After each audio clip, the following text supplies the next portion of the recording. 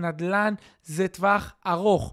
מי שבונה אגב על עסקאות פליפים, ואתם יודעים את זה, במדינת ישראל היום, בריביות של היום, בדיוק, לא, אין פליפים. נכון. אין פליפים. אנחנו מסכימים מאוד. מי שנכנס למשחק הנדל"ן, ורוצה, אם אנחנו מדברים, נקרא לזה כמו במונופול, קניתם בית במונופול, בין 7 ל-10 שנים. נכון. לפחות. חד משמעית. לפחות. אם עשיתם עסקה של 7 שנים, עשתה בוננזה, עשיתם פליפ. בסדר? נכון. במונחים של נדל"ן. דרך אגב, גם אנשים שאומרים, אני אקנה בפריסל ואני אמכור את זה איך שזה מוכן או קצת לפני הזמן, זה טעות חמורה, זה אף פעם לא עובד, וזה גם, אתה לא תרוויח שום דבר, זה חבל על הכסף. ברוכים הבאים לנדל"ן בריבוע, הפודקאסט שחושף את הסיפורים האמיתיים מאחורי נדל"ן, זוגיות ועסקים. אנחנו, טליה ואיתמר, זוג בחיים ובעסקים שמובילים משרד נדל"ן מצליח, ובכל פרק נפתח לכם את הדלת למה שבאמת קורה מאחורי הקלעים, הצלחות, פחדים, משברים, והדרך לצמיחה אישית, זוגית וכלכלית. בין אם אתם סוכני נדל"ן, יזמים בתחילת הדרך, או זוג שחולם לבנות משהו משלו, כאן תמצאו השראה. נערך את מי שכבר פרצו את הגבולות, ונראה איך גם אתם יכולים. תעקבו, תשתפו, ויאללה מתחילים.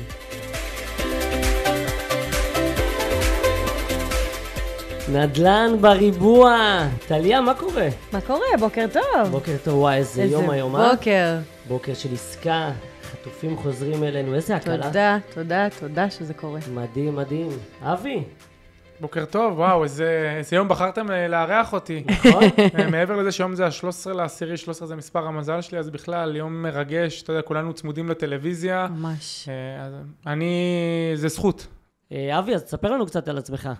אז נעים מאוד, קוראים לי אבי צבג, אני בן 36, הייתי כדורגלן 17 שנה, גר בתל אביב, אבא ל3 ילדים, שון, סקאי ואריה הקטן, שנולד לפני 5 חודשים. מזל טוב. כן, אני הספקתי להתגרש ולהתחתן שוב, והיום אני נשוי לספיר, ואני מתעסק בעולמות הנדל"ן מאז שאני זוכר את עצמי. התחלתי את זה באי שם על הברכיים של אבא שלי, שיש לו נדל"ן מסחרי, ואני היום שומר על מה שהוא בנה, ובמקביל לזה ב-2019, תוך כדי הקריירת כדורגל שלי, יצאתי ליזמות נדל"ן באתונה, אני בונה שם מלונות ויחידות מלונאיות, אני עושה את זה לביתי, בלי משקיעים, זה איזושהי הזדמנות שזיהיתי, וכמובן עולמות הפריסלים, הפרי-פריסלים שאנחנו תכף נדבר עליהם. לא סתם ביום כזה, כי אנחנו הולכים לדבר באמת על דברים מטורפים, גם על הפריסלים, שלא הרבה אנשים מכירים מה זה פריסל ולמה זה טוב, וכמובן על מצב הנדל"ן אחרי המלחמה, ובטח ביום כזה. אבי, שווה לעשות פריסל? וואו, תראה, כשאתה אומר את המונח הזה פריסל, אז רוב האנשים ישר אומרים, מה, פריסל? אני רואה את זה כל הזמן בשלטי פרסומות ובשלטי חוצות ובכל העניינים, ואז אתה בעצם אומר, טוב, מה זה פריסל? כולם חשופים לזה, אבל אנשים לא מודעים לזה שהפריסל האמיתי, או כמו שנקרא בשפה היום, הפרי-פריסל, מתרחש מאחורי דלתיים סגורות. היום רוב הקבלנים והיזמים, באמת, עוד לפני כל התקופה הזאת, אתה יודע, יש את השלב הזה שהם מוכרים למקורבים אליהם, לעובדי חברה, לכל מי שאתה יודע, איך אומרים, קרוב לצלחת, בדיוק. כן. כל מי שקרוב לצלחת, והם עושים את המחירה הזאת רגע לפני שהם יוצאים לשיווק, ובשיווק הם קוראים לזה פריסל, אבל אנשים לא מודעים לזה שהם כבר מכרו כמות של דירות במחיר מאוד מאוד נמוך, שיחסית קרוב לדוח אפס שלהם, או אפילו בדוח אפס, על מנת לקבל את שלב המימון. אני אסביר את זה רגע כאילו כדי שאנשים יבינו את זה בצורה יותר פשוטה. יזם לפני שהוא יוצא לפרויקט, הוא צריך לקבל מימון, יש בנק מלווה, כדי שהבנק המלווה ילווה אותו, הוא צריך להראות מחירה, להראות נכונות. נגיד יש 200 דירות בפרויקט, אתה צריך למכור 20 דירות. את אותם 20 דירות, שזה 10% משכר הפרויקט, הוא צריך למכור מהר ויחסית בזול. עכשיו, למה הוא עושה את זה בצורה שקטה? כי אם הוא ימכור במחירים האלה, בשוק הפתוח, אותם אנשים שהוא יעלה את המחיר, יהיה להם קשה פסיכולוגית לקנות אותם. אז בגלל זה הוא מוכר את אותם דירות למקורבים אליו, לעובדים שלו, או לקבוצות שמתארגנות ויודעות לבוא ולתת לו את הפתרון הזה. לגמרי. האמת שפריסל זה הרבה מאוד פסיכולוגיה, ואנחנו תכף נדבר על זה וגם נדבר על זה יותר לעומק. תמיד פריסל זה כזה משהו מפוצץ, שכולם מתלהבים, אבל היום אנחנו נבין למה. נרד לעומק. להתלהב. אבל לפני זה, אבי, אתה כבר עושה את זה הרבה שנים. זהו, אז לא כזה הרבה שנים, 2 אוקיי. זה ממש, התחלתי בנובמבר 23, אנחנו היום אוקטובר 25, וזה התחיל נקרא לזה לביתי. הייתי באיזושהי סדנת נדל"ן, וארגנתי ככה, פתאום אני אחד שהולך נגד העדר, כשכולם בורחים, אני חושב שזה יש את ההזדמנויות הכי טובות. מאוד מבינים אותך. אז לגמרי, ואתה יודע, העסקאות אני תמיד אומר שבשוק רע אפשר לעשות עסקאות מדהימות. נכון. בשוק טוב אתה יכול לעשות עסקאות סבבה. בסדר. בכל שוק אפשר לעשות בסוף עסקאות. נכון, אבל עסקאות מדהימות אפשר לעשות רק בשוק רע. בסדר? זה המקום של ההזדמנויות. נכון, וכשהתחילה המלחמה, לצערי, אתה יודע, אני הבנתי אמרתי, אוקיי, איפה ההזדמנות? עכשיו, זה לא היה רק המלחמה, זה היה הרי מין, נקרא לזה, זמן מתמשך כזה, שגם היה את הריביות, וגם נכון. המהפכה המשפטית, והמצב רוח פה היה קצת פחות טוב, ואז פתאום באה המלחמה, שבעיניי זה היה הגונג להתחיל לחפש עסקאות, ואני ישבתי עם אשתי בבית, והיו טילים על אשקלון, ופתאום נפל לי רעיון, אתה יודע, קונים דירה באשקלון, היא הסתכלה עליי כאילו... מאיפה באת? כן, מאיפה הרעיון החכם הזה? זרמה עם זה? כן, אז זהו, אז אמרתי לה, תקשיבי, עכשיו אף אחד לא רוצה לקנות דירה באשקלון, אני מאמין שאם אנחנו נדע למצוא עסקה טובה, אז אפשר יהיה להביא באמת עסקה מדהימה, כאילו שאף אחד לא חשב עליה, ולטווח הארוך אנחנו נצליח להרוויח בה. באמת, אתה יודע, האלגוריתם אגב של האינסטגרם, שלא מאזין לנו בכלל. מה פתאום? מה פתאום? במקרה, הקפיץ לי מודעה של 5.95, ראיתי 5% ככה בצורה מאוד מאוד בולטת. עכשיו, לא הבנתי מה זה 5.95, ובאשקלון אמרתי, שווה לבדוק, אתה יודע, התחלתי לחפש דירות באשקלון. בקיצור, התקשרתי, אמר לי, כן, אתה שם 5% בחתימה, את ה-95% הנוספים בקבלת מפתח. זה נראה מפתה לאללה, שאתה פוגש מודעה כזאת. ברור, עכשיו אתה גם אומר, רגע, ומה עם ההצמדות? אנחנו יודעים הרי שיש את כל המדד תשומות הבנייה. פטור, בגלל התקופה, בגלל שאף אחד עכשיו לא קונה, אז אנחנו נותנים פטור מלא, ויש לכם רק איזושהי הלוואת קבלן של 30% משווי הדירה, שגם אותה אנחנו מסבסדים לך, ואז למדנו... זאת אומרת, רק תביא לי את ה5%? שגר ושכח. מה יש לחשוב? בדיוק, מה יש לחשוב, נכון. עכשיו אמרתי, אוקיי, מדהים, הלכתי לאותה סדנה, סיפרתי לאותם חברים, כי זו סדנת נדל"ן, אז כולם ככה בראש של נדל"ן, כולם התלהבו, אמרו, מה, מאיפה, מה, מימו, התחלתי לארגן את כולנו, אני ועוד מישהי שגם למדה שם, שהבינה את הפוטנציאל, קוראים לה גל, אגב, גם היום היא מלווה משקיעים בפרי-סייל, ובאמת ארגנו, עשינו איזשהו סוג של מסע ומתן מול אותו קבלן, אפי קפיטל, והצלחנו להוריד בין 200 ל-250 אלף שקל לדירה, כי אמרנו לקבלן, אתה יודע, דירה אחת, זה לא כמו שיש דירות, עכשיו אני מדבר איתך על תקופה שלא קנו מסטיק במכולת, לאנשים לא היה חשק, אז פתאום אנחנו באים ודופקים לו ואומרים לו 6 דירות באשקלון, עזוב שלקח לנו 2 פגישות שהוא יאמין לנו שאנחנו רציניים. זה התחיל... זהו, איך באמת הוא האמין לכם? אתה יודע, אתה ראית מודעה, היית בסדנה, איך מורידים כל כך הרבה כסף ממחיר הדירה?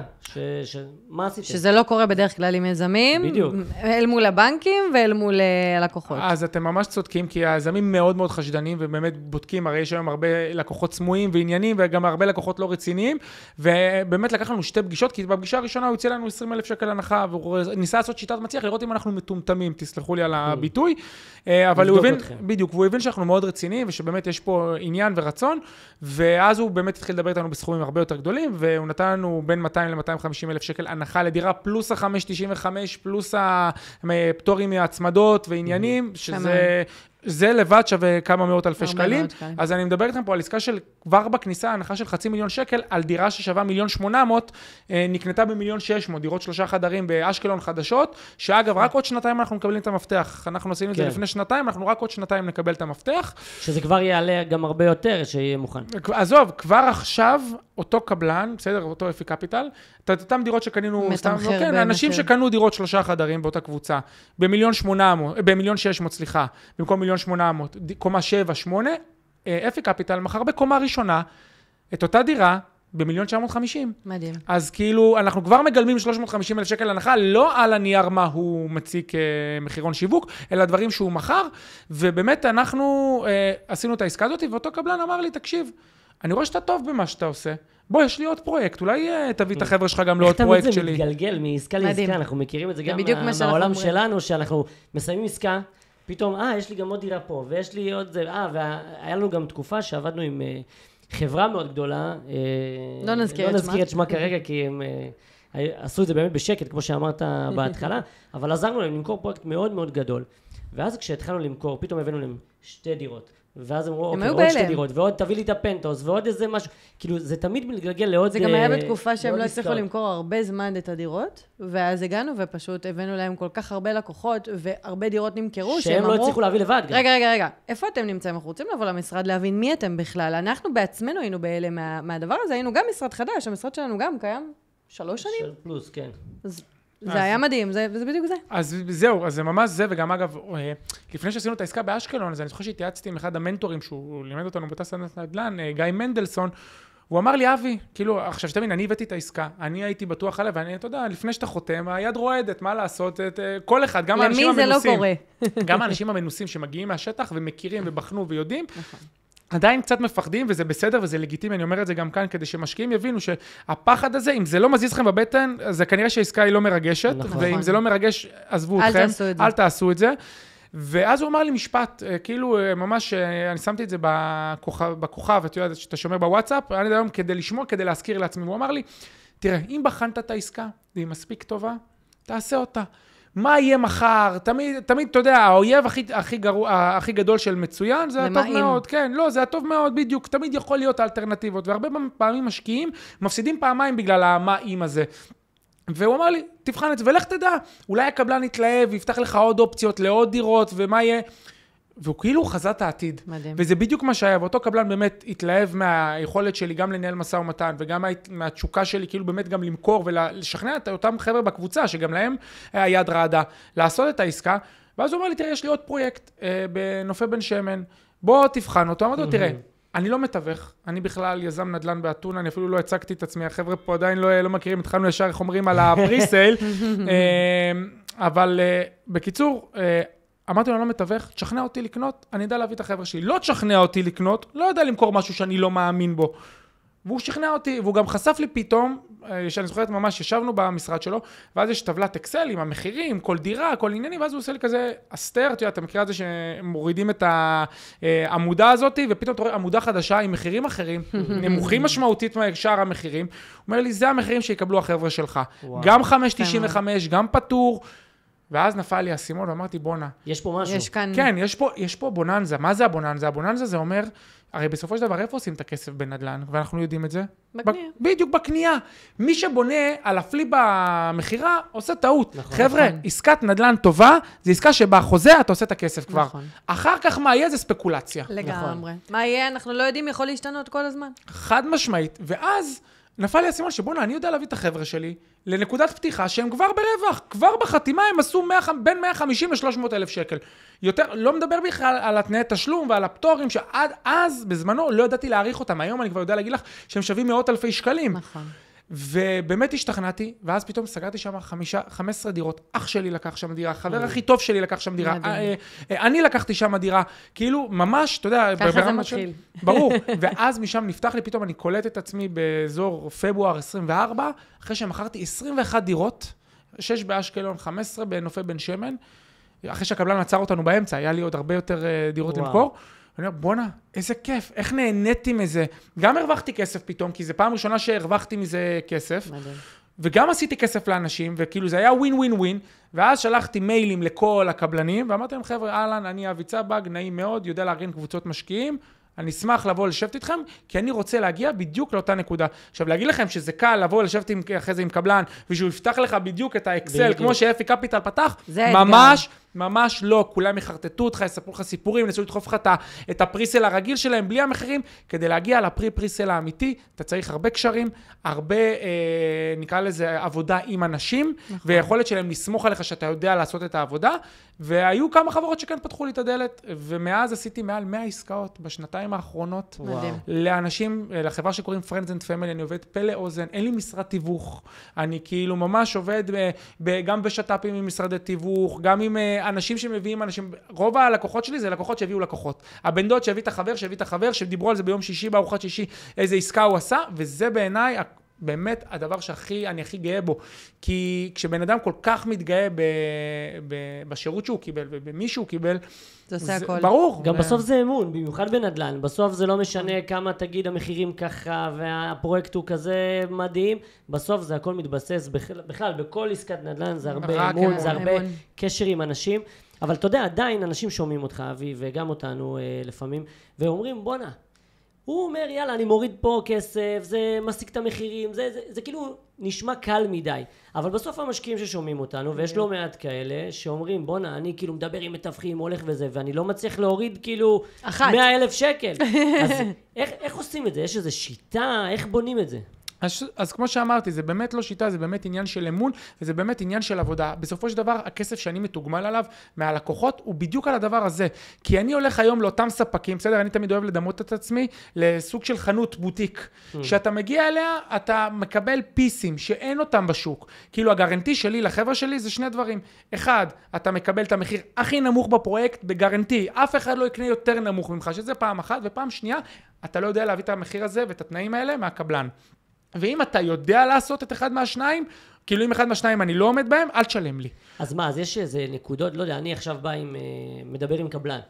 יש משהו שאני יכול להגיד לו שיעזור לי יותר? אז כן, תראה. או שאני חייב את אבי? אז לא, אז אם אתה לקוח בודד, כן, אתה חייב את אבי, או אתה לא חייב רק את אבי, יש היום עוד קבוצות טובות ואיכותיות, וגם צריך אגב להיזהר, יש גם הרבה קבוצות לא טובות, ויש הרבה חזירים, אני קורא לזה. בדיוק, שמחרטטים ומספרים לך סיפורים, ומשמנים אותך, ומביאים לך גם פרויקטים לא טובים, שהם לוקחים אותם רק בשביל לקחת אותם, ולא באמת בוחנים ורואים, גם מזה צריך להיזהר, אבל כן, אתה צריך אחד כמוני, או אחד כמו אחת מהקבוצות האלה, רבות וטובות שאני באמת באמת מעריך, שזה קבוצות שבאות לתת ערך ומנצלות למעשה את כוח הקבוצה. התקופה הזאת של המלחמה שהייתה ממש עד היום, זו הייתה תקופה שבאמת אפשר היה להביא עסקאות שלא היו ב-30 שנה האחרונות. ומי שהבין את זה הרוויח בענק. מאוד. מה זה בענק? אנשים...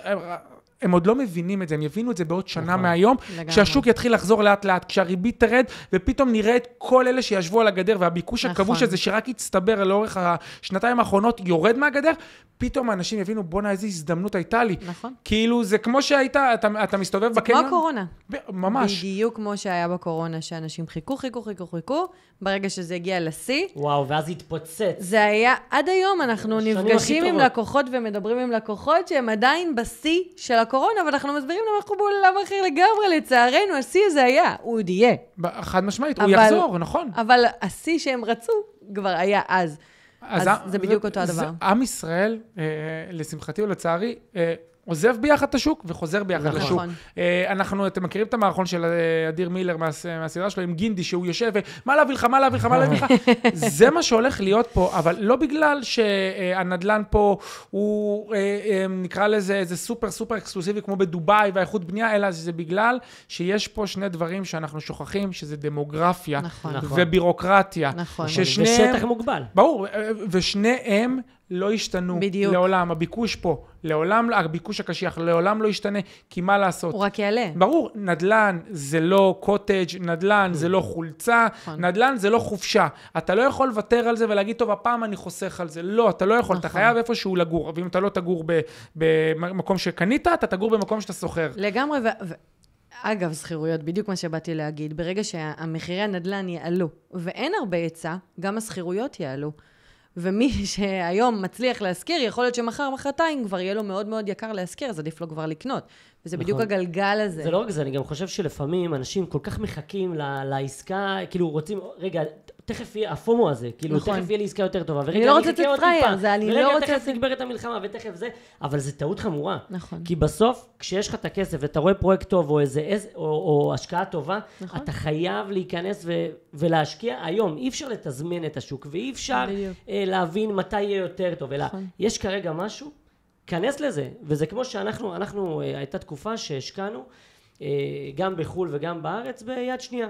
ועכשיו ההשקעה האחרונה שעשינו זה היה באמת בפריסל, ופתאום נפתח גם לנו העולם הזה של הפריסל, כי באמת אפשר להשיג גם מחיר טוב, וגם באמת אתה מקבל דירה חדשה, נכון, ייקח לה טיפה זמן, ייקח לה אולי שנה, שנתיים, 3, אבל בסוף זה גם דירה חדשה, היא גם שווה הרבה יותר ממה שקנית, נכון.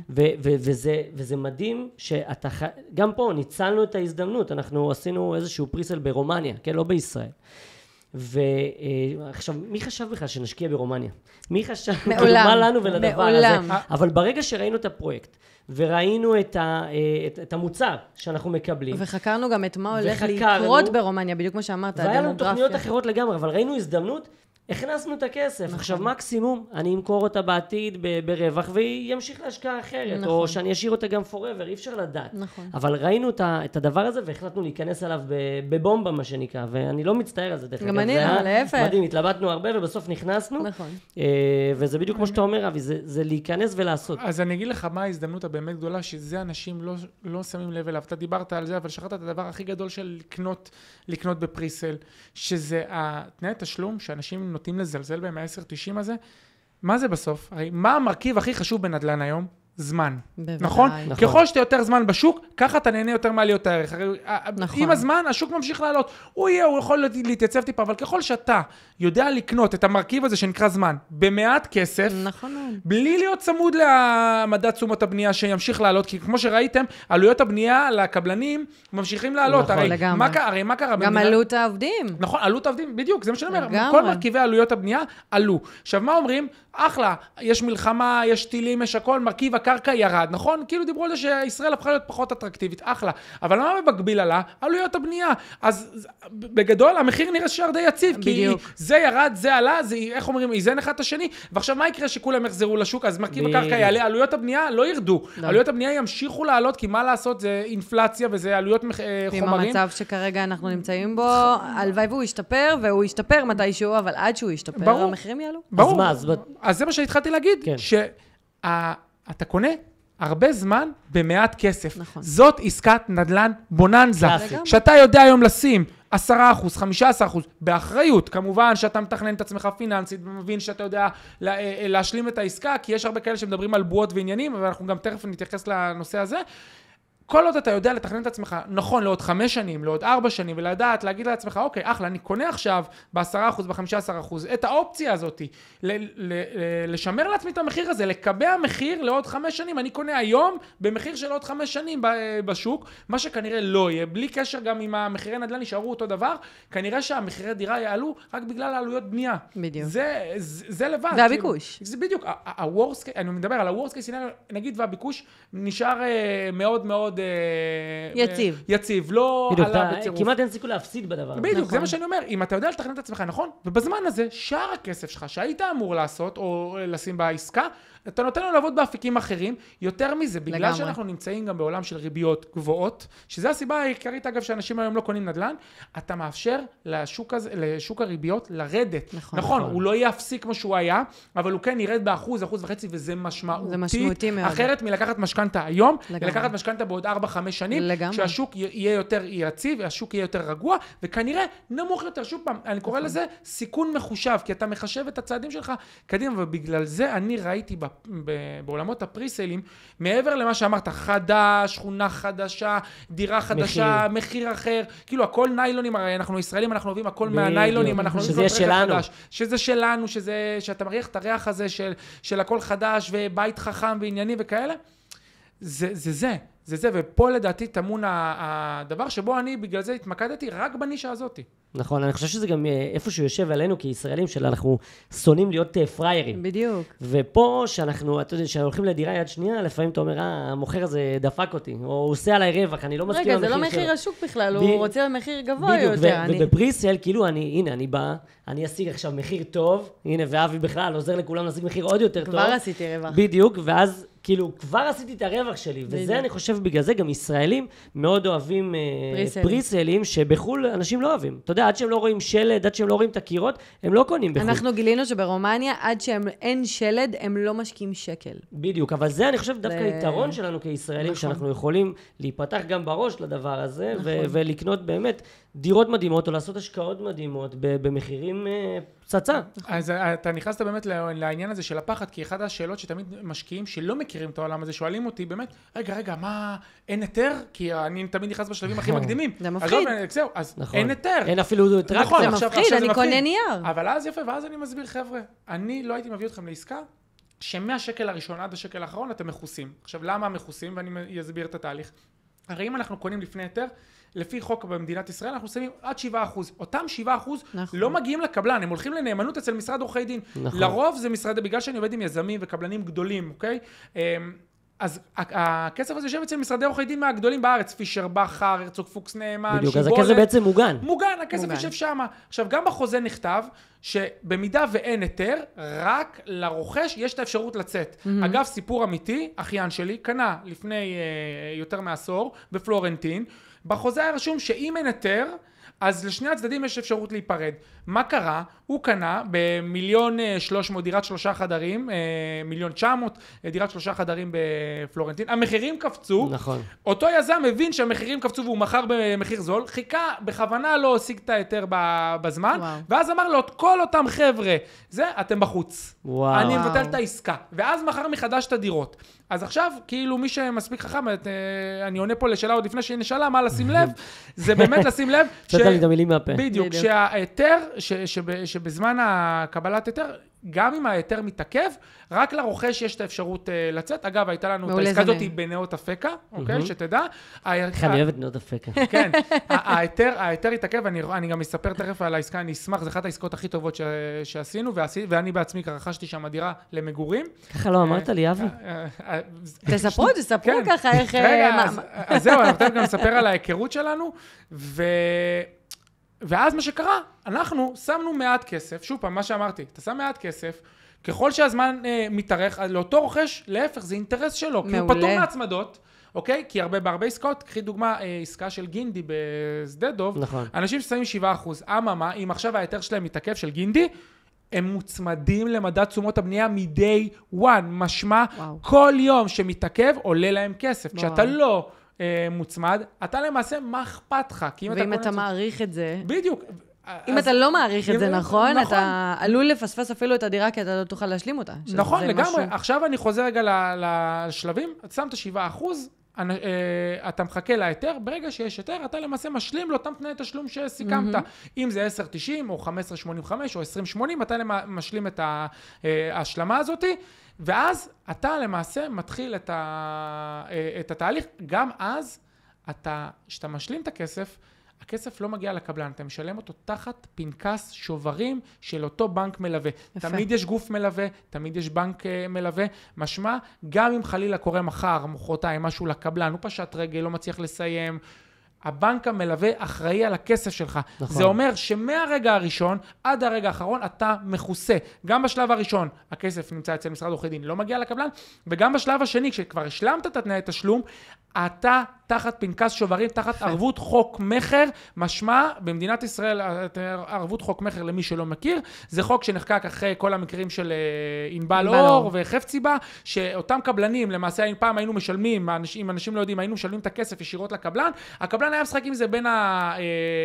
הפרויקטים השונים שלו, ואם פרויקט אחד היה מפסיד, הוא היה לוקח מפה ומכניס לשם, עד שכבר הגיע למצב שחפציבה שיחקה כל כך הרבה עם הכסף, שהיא פשטה רגל, ואנשים הפסידו את חסכונות החיים שלהם, ואנשים איבדו פה מיליונים, ולכן מדינת ישראל באה ואמרה, נגמר החגיגה הזאת, עכשיו יש ערבות חוק מחר, שלמעשה מגנה ואומרת, במידה וחלילה קרה משהו לקבלן, מי שאחראי זה אותו גוף מממן שבחר לקחת. אגב, ואנחנו חוזרים להתחלה, של אותו גוף מממן, לפני שהוא נותן את הביטחונות, הוא רוצה לראות נכונות. בדיוק. ושם אגב, אני בא ונותן את הפתרון לקבלן, ומראה שהוא מוכר. זהו, אני גם חושב שהמקרים האלה גם יצרו לא מעט פחדים בסוף אצל האנשים, שהם מפחדים שהם יגיעו לאיזשהו יזם או לאיזה קבלן, וזה יקרה להם שוב דבר כזה, למרות שיש חוקים ויש הכל, אבל עדיין אנשים, חלקם שלא מבינים או שלא עשו את זה אף פעם, עדיין פוחדים. ואמרנו שיש בזה גם הרבה אפקט פסיכולוגי לדבר הזה. השאלה, כשאנשים מגיעים ליזם או לפרויקט או לכל דבר כזה שהם רוצים להשקיע, על מה חשוב לשים לב כדי שהם ידעו שהם מצד אחד לא נופלים, אבל גם שהם ידעו שהם עשו השקעה טובה? אז קודם כל, באמת, יזם עצמו, להבין מי זה היזם, ולהבין מי זה היזם לא צריך יותר מדי פעולות. הטיפ הכי גדול שאני נותן ללקוחות שלי, ואני עושה אותו בעצמי, רגע לפני שאני בוחר לעבוד עם אותו יזם, אני אומר לאותו יזם, שלח לי כמה כתובות של פרויקטים שעשית, ואז אני הולך ודופק בדלתות של אותם אנשים שרכשו אצל אותו יזם, ושואל, מה העניינים, מה קורה, איך איכות הבנייה? עזבו רגע איך איכות הבנייה, איך השירות, כמה זמן לקח ליזם להשלים את הפרויקט, איך היה התקשורת תוך כדי, ואז אני מתחיל לקבל תמונה. עכשיו אני לא שואל דירה 2-3, אני שואל לפחות 10, כדי לקבל סטטיסטיקה ולהבין, אני גם מסתכל על הגינות, אני מסתכל על האנשים שקנו אצלו, ואני באמת מסתכל על התשובות, כי אתה יודע, תמיד יש את השכן העצבני שיגיד לך, זה חרא קבלן, כי הוא ממורמר על כנראה משהו אחר. ברור. ולבין האנשים שבאמת יודעים להגיד לך, תקשיב, לא רק הנה נגיד היה לי נזילה, הם באו ביום שבת וטיפלו לי והשירות היה מדהים. ואז אתה יודע בוודאות להגיד שוואלה, אתה קונה אצל יזם טוב. עכשיו, למה אני אומר את זה? כי אנשים אוהבים להיות עצלנים דווקא בכסף הגדול. בכסף הקטן, ללכת לחפש איפה חלב עולה פחות 2 שקל, זה איפה המלפפון מוכרים בפחות משקל, כאילו הם יסתובבו ויעשו שעות. בדירות שאתם קונים במיליונים, לגמרי. לכו תבדקו, תדפקו בדלתות, תקדישו חצי יום, תאמינו לי, זה לא לוקח כזה הרבה זמן, ולהפך, אתם תגלו ותבינו עוד הרבה יותר דברים ממה שאתם באמת חושבים, גם על הסביבה, גם על השכנים, גם על כל דבר. בדיוק, גם הדבר הכי חשוב זה ללכת לראות בעיניים, גם אם אין כלום, לכו תראו את האזור, לכו תבינו, תפתחו את המפות של העירייה או כל דבר כזה, תראו מה הולך להיות כאן, מה ההתפתחות, איזו אוכלוסייה באה לפה. הנה, זה כמו שאתה יודע, אנחנו מתעסקים גם לא מעט בדירות ביפו. כן, גם חדשות וגם ישנות. עכשיו, יפו, בוא נודה באמת, הנה, אמרנו נאות אפקה, תמיד שמענו בנאות אפקה, יפו, אל תתקרבו, פשע, עניינים וכאלה.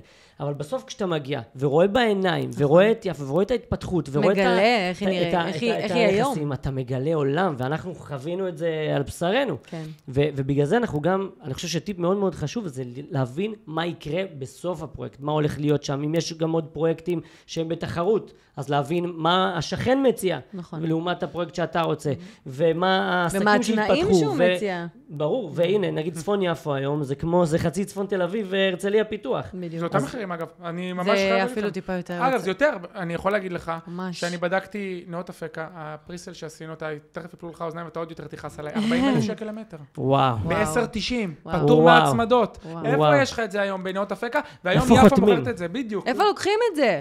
אז זה בדיוק אותו עניין של... אגב, זה סיפור מעניין, כי הגעתי לעסקה בנאות אפקה, דרך זה ששלחתי מיילים, אתה זוכר. כן. ומתוך איזה 15 סמנכ"לי שיווק, אחת החברות, אני יכול להגיד אותה, גם חברת קידר, סגי פיפשקוביץ, סמנכ"ל השיווק, הגיב לי.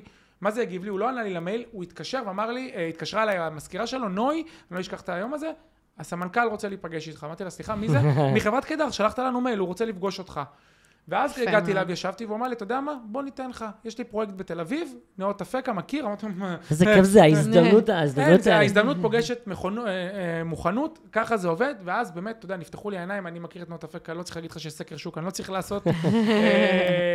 מאיפה אתה מכיר את נאות אפקה? במקרה נולדתי, גדלתי, 14 שנה. במקרה למדתם באותו בית ספר, במקרה אתם... כן, אגב, גילוי נאות, אני ואיתמר גדלנו ביחד, אני מכיר את איתמר עוד עם שיער. תראה מה הנדל"ן עשה לי, אתה רואה? בדיוק. כמה עסקאות ברומניה זה מה שקורה, זה מה שקורה. בדיוק. אז באמת, כאילו, ככה התגלגלתי לעסקה הזאת בנאות אפקה, ואתם נגעתם בשתי נקודות נכונות, שזה באמת, אחרי שאמרתי לכם על איכות היזם, זה באמת לבדוק עכשיו את המיקום. זה לבדוק את האזור, זה לראות, האם אתם רואים עגלות, אגב, טיפ קטן, תבדקו אם יש, אתה יודע איזה טיפ, זה יפתיע אתכם. אנשים בהיריון? לא, האם יש חיות מחמד. תשאל אותי למה, כי במקומות שיש חיות מחמד יש כסף. למה? כי אם לאנשים יש כסף, רק לאנשים שיש להם כסף עודף, יודעים לגדל חיות מחמד. אחד התופעות הכי גדולות לפשיטת רגל, תשים לב בעולם, זה נטישה של חיות מחמד, כלבים, חתולים, תמיד ברחובות. אז הרבה שכונות, תשימו לב, האם יורדים שם עם כלבים, ואם תורא הרבה כלבים, תדע שיש כסף במקום, שלאנשים יש עודף כסף, כי יש להם כסף גם לטפל בחיות מחמד. זה באמת אחד הסימנים שאני אוהב ככה לתת כטיפ. אז אגב, בגבעתיים היה לי פרויקט ברחוב הלמד אזור מדהים, א' בחנתי ועוד טיפ, היום, בטח שזה אחד הטיפים הכי גדולים, תחבורה ציבורית. בעולם של היום, בעולם התשתיות שמדינת ישראל נמצאת, חבר'ה, תבדקו, האם יש לכם תחבץ מטרו, רכבת קלה, והדרך הכי פשוטה לעשות את זה, אנשים אומרים, רגע, אני צריך להיכנס לאתרים ממשלתיים, לא, כנסו לגוב מאפ, מאוד פשוט. תעשו שכבות, הנה טיפ קטן, כנסו לתחבורה, תעשו קווי רכבת, תחנות רכבת, אוקיי? מה שאני אומר שתעשו ב-0.5, לא 1.5, תיקחו את זה קצת לאט. אבי מעביר שיעורים פרטיים. לא, זה הדבר הכי פשוט. נכון. ואז תבדקו מה המרחק הליכה. מהמקום שאתם רוצים לקנות, לבין התחנת רכבת קלה הכי קרובה, או תחנת מטרו הכי קרובה. שתגידו לי מטרו, עוד 15 שנה יהיה. נכון, אבל מתי מתחילים להתגלם עליות המחירים? 7 ו8 שנים, מתי ביפו, באתי להגיד את זה. בדיוק. עלו המחירים? בדיוק עכשיו דיברנו על זה בריאיון שהתראיינתי לגלובס, ודיברנו על העניין הזה שהרכבת הקלה היא זו שגרמה אחת מהסיבות, לעליות המחירים המטורפות שקרו ביפו. נכון. והיום היא הרבה יותר יקרה מנאות אפקה. איפה זה נתפס בכלל? זה לא נתפס, זה באמת לא נתפס, כי יפו, ומתי יפו התחילה לעלות? לא כשזה היה מוכן. נכון. הרבה לפני. 7, 8 שנים לפני, שכבר ידעו את התוכניות. אז אותו דבר, המטרו, ואני אומר לכם, המטרו זה אמיתי. אני מסכימה. אני גר היום בסוללים, בסדר, בביצרון, כבר היום מגיעים אנשי מטרו עם הכובעים, ואני שאלתי אותם, אם הסתכלו וזה, לא, אנחנו באים לבחון את האזור, כי הולכת להיות שם תחנת מטרו. אז כבר נכון. היום רואים את זה בדיוק. בשטח. נכון. אז תחפשו את תחנות המטרו, אל תזלזלו בזה, הרי בסופו של דבר, נדל"ן זה טווח ארוך. נכון. מי שבונה אגב על עסקאות פליפים, ואתם יודעים את זה, במדינת ישראל, היום, כמו בריביות שזה של עולה, היום, זה גם, בדיוק, נופל. לא, אין פליפים. נכון. אין אנחנו פליפים. מסכימים נכון. מאוד. מי שנכנס למשחק הנדל"ן, ורוצה, אם אנחנו מדברים, נקרא לזה כמו במונופול, קניתם בית במונופול, בין 7 ל-10 שנים. נכון. לפחות. חד משמעית. לפחות. אם עשיתם עסקה של 7 שנים, עשתה בוננזה, עשיתם פליפ. בסדר? נכון. במונחים של נדל"ן. דרך נכון. אגב, גם אנשים שאומרים, אני אקנה בפריסל ואני אמכור את זה איך שזה מוכן או קצת לפני הזמן, זה טעות חמורה, זה אף פעם לא עובד. נכון. וזה גם, אתה לא תרוויח שום דבר, כן. זה חבל על הכסף בסוף. אגב, נגעת בנקודה שהיא השקר הכי גדול, הרבה, אגב, דיברנו על מלווה משקיעים או אנשים שעושים נכון. את הפרי-פריסלים ומשווקים את זה, הרבה מהם מוכרים לאנשים את החלומות האלה של, חבר'ה, תקנו עכשיו. בדיוק, כן, לפני הזמן, יש לכם אישור מהקבלן למכור לפני, ואל תדאגו, אתם קונים פה עכשיו ב-10.90, זה יעלה ב10% במהלך הזה, תמכרו ועשיתם פליפ של 100% על הכסף. שקר, באמת, מי שאומר לכם את זה, יש שתי אופציות. או שהוא רמאי, או שיותר גרוע, אין לו מושג על מה הוא מדבר. נכון. אוקיי? אני מסכימה. ועכשיו, למה? כי כשאתה בא למכור לפני הזמן, יש כמה מחסומים, או אני קורא לזה, כל הכוכבים צריכים להסתדר לך בשורה. נכון. א', אתה צריך למצוא, אתה צריך שהקבלן יאשר לך, נגיד וישר לך אחלה. עכשיו אתה צריך שהבנק המלווה, שנתן ערבות בנקאית, הרי יש לך ערבות חוק מחר, נכון? דיברנו על זה. הוא צריך לעשות הסבת ערבויות. לא בטוח שהבנק יאשר. נגיד והבנק מאשר, עוד כוכב יסתדר. פעם השלישית, אתה צריך שמי שיקנה ממך יגיד, אוקיי, אני קונה ממך ולא מהקבלן. נכון. למרות שאני כאילו יותר פשוט לי לקנות מהקבלן, אז אתה צריך להוריד קצת את המחיר מהמחיר של הקבלן, אז אתה לא תמכור בדיוק באותו מחיר. בדיוק. פעם רביעית, אותו בן אדם שקונה ממך, נגיד קנית ב3 מיליון שקלים, עכשיו הדירה שווה 4 מיליון שקלים אחרי 3 שנים, בסדר?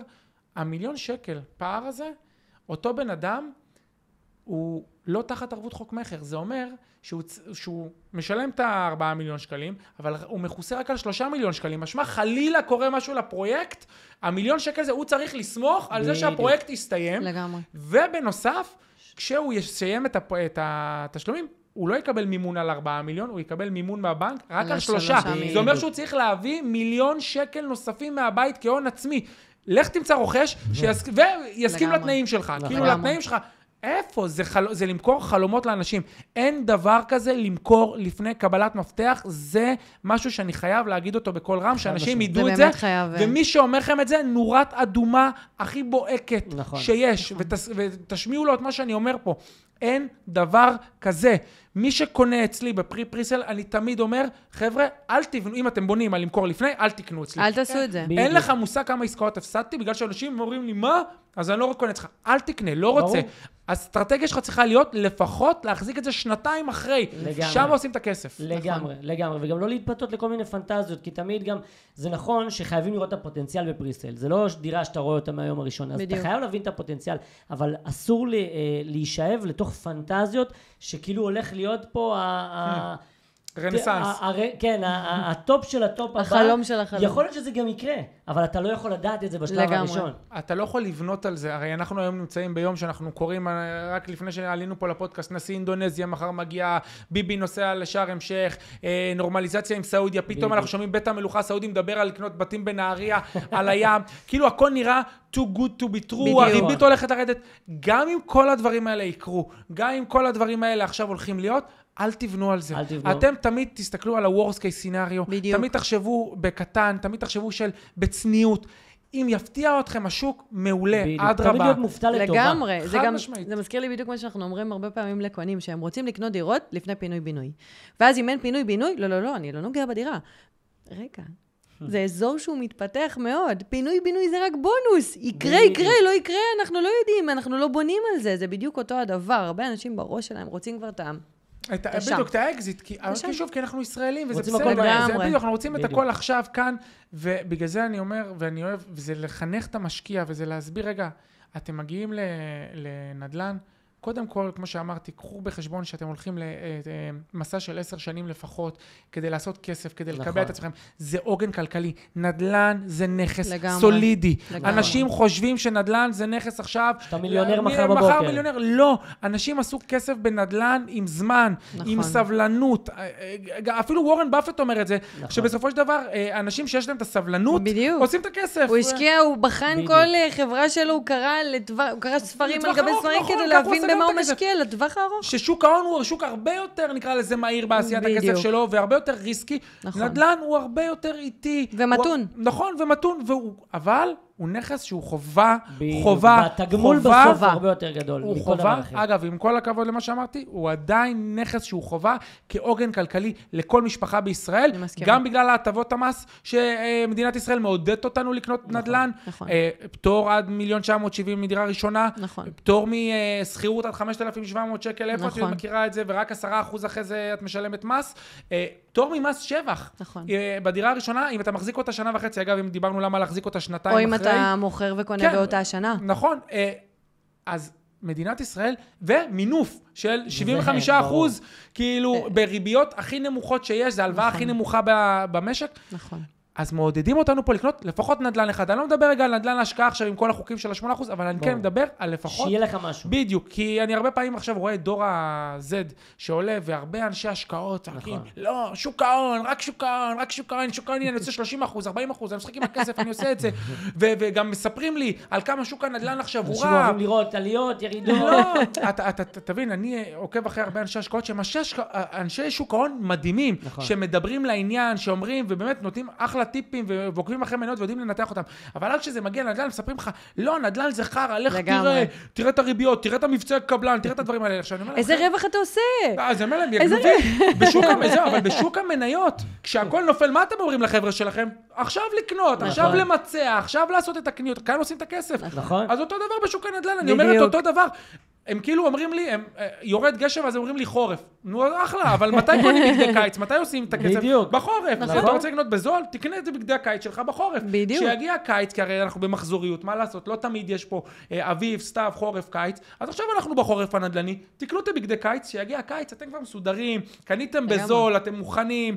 כאילו, פה עושים את הכסף. אז לצעוק לי ולשים לי את התנאי, אתה יודע, הם צוחקים על זה שנותנים רכב, שנותנים 10.90, שנותנים 15.85, ואומרים, תראו איך הקבלנים, יגנובים, תיקחו, נותנים לכם תיקחו. בדיוק. כאילו, מה? אני באמת לא מבין את זה, ובגלל זה יש לי הרבה ויכוח, לא בגלל שאני לא חושב ששוק ההון הוא טוב, אני חושב ששוק ההון הוא מצוין לתיק השקעות, אבל אני חושב שלהגיד לדור ה-Z הזה, רק תעשו שוק ההון. זה לא רק זה. אנחנו מאמינים שצריך גם מניות וגם נדל"ן, גם עסקים, וככה אתה באמת עושה את הכסף שלך, וגם זה הכי יציב בסוף. פיזור. פעם זה עולה, זה יורד, השוק פה, השוק שם. זה מאזן את זה, ונדל"ן נותן לך עוגן כלכלי, שגם עם שוק המניות מחר, הפנסיה, הרי אנחנו גם ככה מושקעים, רוב הפנסיות, אנחנו לא יודעים את זה, אבל מדינת ישראל זה אחת המדינות עם המשמעת חיסכון הכי גבוהה בעולם, אנחנו חוסכים 18% מהשכר שלנו בתור שכירים. ולא כולם יודעים את זה. ואז, אתה יודע, אתה גם מושקע בפנסיה, 18% מהשכר שלך, ואתה גם הולך להשקיע בשוק ההון את שאר הכסף שלך, אתה כולך בשוק ההון. חלילה מחר קורה אירוע בשוק ההון, ויכול לקרות ברבור שחור, סין פולשת לטיואן. 2008, זה הדבר הכי זה, אנשים הפסידו את כל הפנסיות שלהם. ביום שישי האחרון עשה אפצ'י בטוויטר, בסדר? 4% ביום. אז עכשיו, זה לא שאני אומר ששוק ההון הוא רע, אבל צריך לקחת בחשבון את ה-worst case scenario, ובגלל זה אני אומר, לאזן, ואם יהיה לך נדל"ן, ונדל"ן בישראל זה נכס סולידי עם ביקוש קשיח, שלעולם יהיה לו ביקוש. נכון. איך שלא תהפוך את זה...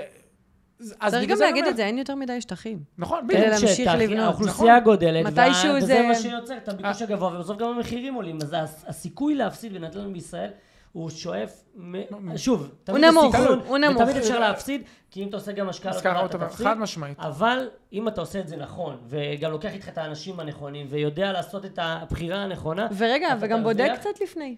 גם בודק קצת וגם חוקר קצת וטיפה...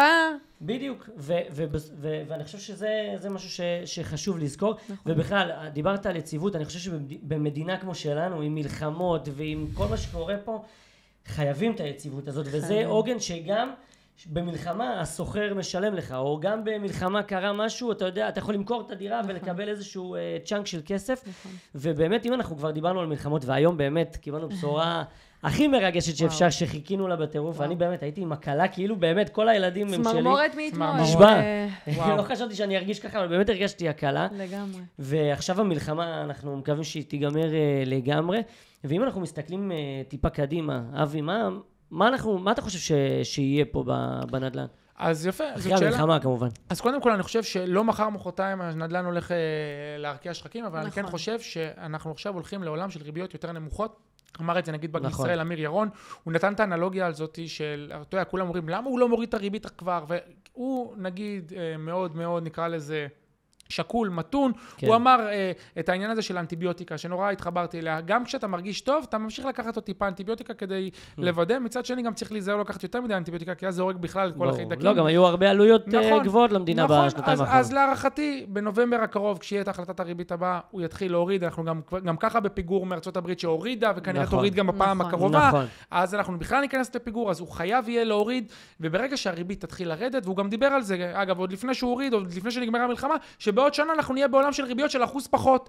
אז הערכה שלי היא שאנחנו נחיה בעולם של ריביות של בין 3.5 ל-3.75 בעוד שנה. עוד שנתיים אני מעריך שאנחנו כבר נרד לאזור 3% ריבית, ואז עולם הנדל"ן באמת יתחיל לחזור, אותו ביקוש קשיח ירד מהגדר, כי לא תהיה לו ברירה. הרבה יותר קונים נכנסים לשוק. ההיצע הזה שמדברים עליו, 80,000 דירות שכביכול לא מכורות, שבסתח לזה רק 20% מתוכם בנויות ומוכנות, וכל השאר הם בשלבי בנייה שונים, יספגו את זה, הביקוש הקשיח יספוג אותו, ואנחנו נלך לעולם שבו השוק נדל"ן ימשיך לעלות, ימשיך לצמוח, יש פה ביקוש קשיח, אנחנו בעוד 20 שנה חבר'ה הולכים להיות 15 מיליון איש. אנחנו כבר היום חצינו את 10 מיליון איש. אנשים לא מבינים את זה. כל 5 שנים אנחנו עוד מיליון איש. זה מטורף. צריך להסתכל רגע להבין כמה בתים צריך בשביל להכיל. אני אתן לך כמה יותר מזה. מגדלים עוד יזמחו. כמה מגדלים, ולאן? לאיזה גובה זה עוד הגיע? התפרסם דוח של משרד הכלכלה, במרץ האחרון, שמדבר על זה שבשנת 2050, שזה שנת המאה של מדינת ישראל, ואנחנו נהיה בני 102, שזה לא עוד הרבה זמן, אגב, זה עוד 25 שנה, כן? ו-25 שנה זה ככה. נכון. אנחנו נצטרך עוד 62% דירות בנויות ממה שיש היום. אתה יודע מה זה 62%? וואו. זה איזה כמות? עכשיו... זה מה שיש היום פלוס. זה מטורף לחשוב על זה. ואני קראתי עכשיו את מנכ"ל קרסו שמדבר על זה, ואמר בצדק, חבר'ה, כל שנה מצטרפים לשוק 70,000 זוגות צעירים שרוצים וצריכים דיור. נכון. שדרך אגב, קצת נתקעו גם בשנים האחרונות, הזוגות האלה, אז זה צוואר בקבוק כזה. חכה, ואנחנו כבר במחסור של 189,000 דירות, לפי משרד הכלכלה משנת 2023. 70,000, אנחנו בונים 50,000, ומתוכם 5,000 זה פינוי-בינוי, שכאילו יצאו משהו כזה 45,000, אוקיי? אז אנחנו מדברים פה על פערים של קרוב ל-25,000 דירות כל שנה, כאילו מחסור שגדל כל שנה, כי אנחנו לא עומדים בקצב. אם אנחנו לא נשלב, ובגלל זה דיברתי על הבירוקרטיה, את ההיצע, מצד ההיצע, כי צד הביקוש אנחנו לא יכולים לשנות, אבל צד ההיצע, אם לא ישתנה בצורה מהירה, חייבים. אנחנו נמשיך לראות פה עליות חדות, וחלום הנדל"ן, הגוש דני, בסדר? ושאלת אותי מה אני חושב שמדינת ישראל תלך לכך שבגוש דן תגור אוכלוסייה מאוד מאוד ספציפית, מאוד מאוד עשירה, שכבר עלתה על הרכבת של הנדל"ן, ורק תשחק עם הדירות בינם לבין עצמם, מקומות כמו שדה דב שיגיעו לאזורי ה-100 ו-100,000 שקל ומעלה לדירה, זה יהיה סוג של מנהטן, וכל השאר יצטרכו לגור בזכות, אגב, התשתיות שעכשיו נבנות, בעוטפי תל אביב, אני קורא לזה, עוטף גוש דן, אור יהודה, חולון, לוד, ערים כאלה פתאום יקבלו פתאום חיים. הם כבר מתחילות לקבל. עכשיו בדיוק, הם כבר עכשיו רואים את זה, ולדעתי לשם אנחנו נלך. אין מה לעשות, אנחנו, אתה יודע, אתה יכול להפוך את הקערה כמה שאתה רוצה, יש כלכלה מאוד פשוטה. נכון. במדינת ישראל, עד שלא נשנה אותה, אגב, בדיוק. אחד הדברים שאני אוהב לציין כמעט בכל מקום שאני נמצא ומדבר על נדל"ן, זה אחת מהבחירות של משרד האוצר פעם אמרה, גם אם מחר מדינת ישראל, כאילו כמה בעיית נדל"ן פה היא עמוקה, גם אם מחר מדינת ישראל הופכת להיות שוויץ, נגיד מחר אנחנו עושים שלום עם כל השכנים שלנו, ואנחנו לא נהיה שוויץ. עדיין הנתונים. שנייה, ומשרדי הממשלה הופכים להיות משרד הקליטה, רק נדל"ן. ייקח 10 שנים לפתור את בעיית הנדל"ן. ברור. 10 שנים, עכשיו זה לא יקרה בחיים, כן, לפחות. ברגע שהבנתי את הדבר הזה, אמרתי, אוקיי, אין ברירה. נדל"ן, מה לעשות לטווח ארוך, ימשיך לעלות. נכון. אבל, אתה יודע, לכל אלה שאומרים, אבל רגע, שכר, ואנחנו לא נדביק, והעניינים והכל, חבר'ה, אמרו את זה גם ב-2011, שדירה בתל אביב עלתה 1,821,000 שקל למטר במלצ'ט, אוקיי? עלה, ואנשים צעקו יקר, יקר, וקוטג' ועניינים. הנה, אנחנו מכרנו דירה בתל אביב ב1,600,000, מי חשב שיהיה מחירים כאלה? ואיפה זה היום? אין מחירים כאלה. אז בגלל זה אני אומר, הערך של הכסף יורד, השכר גם כאן, אגב, ממשיך לעלות. עוד נתון שהתפרסם בהלמ"ס, הייתה פה עלייה של 5.5% בשכר, בזמן מלחמה. כן, שזה לא קורה בכל מקום.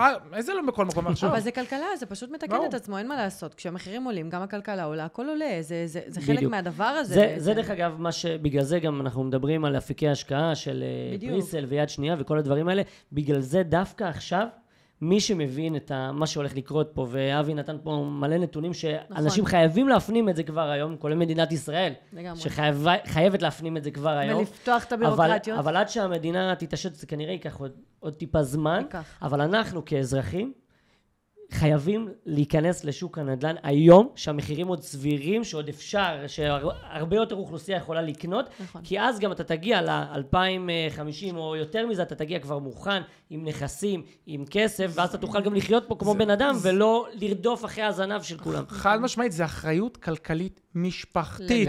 בגלל זה אני אומר, מי שיכול להרשות לעצמו היום לקנות נדל"ן, ולשים יד על נכס, זה היום. זה אתמול. בדיוק, זה אתמול, זה לגמרי אתמול. לא לקנות פה נדל"ן, בגלל זה אני אומר, זה פשע, לפחות אחד. אל תהיו משקיעי נדל"ן, אבל שימו יד על נדל"ן. אתם יכולים לקנות ב1,000,000, תתחילו ב1,000,000. אתם יכולים לקנות ב900,000 שקל רק בנוף הגליל, תקנו ב900,000 שקל בנוף הגליל. גם ב500,000 שקל בפריפריה, תעלו על הרכבת, קחו את הכרטיס, כי מדינת ישראל זה לא מדינה רגילה. אגב, אני חושב שהמלחמה הזאת, וכל מה שעברנו, תחשוב על זה רגע, תחשבו על זה. אנחנו עברנו פה שנתיים מטורפות. כמה מדינות בעולם, את מכירה, שמותקפות במלחמה עם 7 חזיתות, 600 טילים בליסטיים, אוקיי? באמת, 600 טילים בליסטיים, ריביות גבוהות, מלחמה של שנתיים שלא נגמרת, הכלכלה פה, כאילו אנשים במילואים, עזבו את הכל, חטופים שרק היום חוזרים הביתה אחרי שנתיים, ועדיין שוק הנדל"ן הצליח למצוא פתרונות, ולא התרסק. ממש. איזה מדינה בעולם, הייתי תאר לך את הדבר הזה? אבי, לא רק שהוא לא התרסק, הוא עלה. כן, אז יפה, אז יגידו לך, אז היו חוכמולוגים, בסדר, שיגידו לך, הוא לא, זה המשחקי, כן, זה ה-10.90 והכל. את יודעת מה? אני זורם איתם. הוא ירד מעט, בסדר? אני כאילו הולך על ה... הוא התייצב.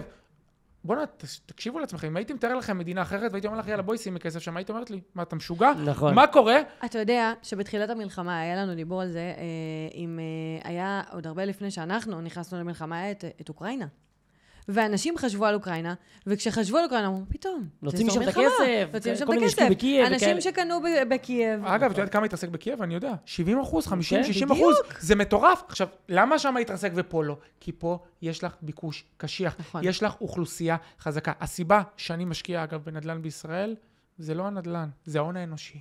יש פה, אגב, ואני חושב שהיום זה ההוכחה הכי גדולה שלנו להון האנושי פה, שבאמת יצר את מה שאנחנו קוראים לזה, החזרת החטופים. לגמרי. יש פה מוחות מבריקים. אנחנו עם מבריק, תסלחו לי שאני כאילו נשמע, איך אומרים, פרו, צריך להגיד את זה. אבל אנחנו עם מבריק, אנחנו יודעים להמציא את עצמנו מחדש. מדברים כבר, את יודעת, על זה שהרבה מילואימניקים שהם הייטקיסטים, יצרו קשרים בתוך עזה כבר למיזמים חדשים, שתביני כאילו על איזה מחשבות, או שהם היו בתוך עזה ומצאו פתרונות, אוקיי? תסתכלי, אני מדבר, אני עם צמרמורת, מצאו פתרונות לבעיות לחימה כאלה ואחרות. היום כל העולם קונה מאיתנו נשקים. יש לנו פה חברות ענק, מערכות. ההייטק פה המשיך למכור למרות כל החרמות, כל האיומים האלה של מדינות כאלה ואחרות. אנחנו כזאת מדינה קטנה, אבל עושים כל כך הרבה בעולם. עם תוכן כל כך גדול. ברור, התמ"ג שלנו, הכלכלה שלנו היא כל כך חזקה, גם נגיד בנק ישראל אומר את זה, בגלל שאנחנו כלכלה כל כך חזקה, הצלחנו להחזיק מלחמה של שנתיים אינסופית. תחשבי כמה כסף עלתה לנו המלחמה, ועדיין הכלכלה הישראלית עומדת איתנה יציבה, ומה יקרה עכשיו שכל המילואימניקים האלה יחזרו לעבודה ולהייטק ולעסקים שלהם? יותר מזה, תחשבי על זה, יש חבר'ה שסיימו את הסדיר שלהם וישר נכנסו למילואים, הם לא יודעים מה זה שוק העבודה, ועכשיו הם מגיעים לשוק העבודה. מה יקרה כשזה יתחיל, וכשהצמיחה פה פתאום תגדל, אנחנו מדברים על הגדילה של צמיחה של 1.5%, 2%, ל5.5% ו6%, זה בדיוק הנדל"ן, וזה בדיוק הסיבה שאני משקיע בנדל"ן בישראל. ההון האנושי, ההון הישראלי, אין כמוהו בעולם.